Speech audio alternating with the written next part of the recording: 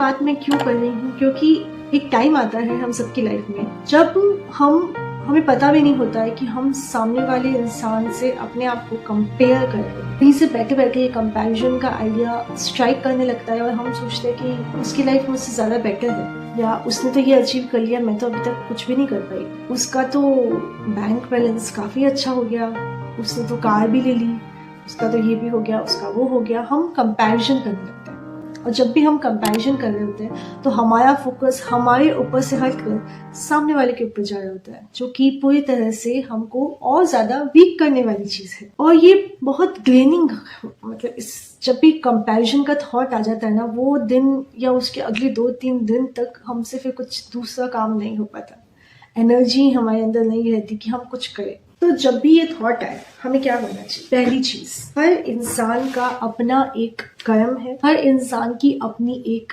Timeline है, और हर इंसान का अपना power of decision and power of choice है। तो अगर किसी इंसान की लाइफ में कोई चीज हो रही है उस टाइमिंग पे, सपोज उसने अपनी ड्रीम कार ले ली, तो ये उस टाइमिंग पे होना लिखा था, इसलिए उसको मिल रही है, प्लस उसके कर्म में है इसलिए मिल रही है। तो अब हम सोचेंगे अच्छा, तो मेरे इतने बुरे कर्म है क्या कि मुझे कुछ नहीं मिला? तो कंपेयर करने का कोई सेंस ही नहीं बनता, क्योंकि कंपैरिजन तब होता है जब दो लोग एग्जैक्ट सेम हो, जो पॉसिबल ही नहीं है। इवन ट्विंस में भी कुछ मिनट्स का फर्क होता है, वो भी एग्जैक्ट सेम नहीं होता।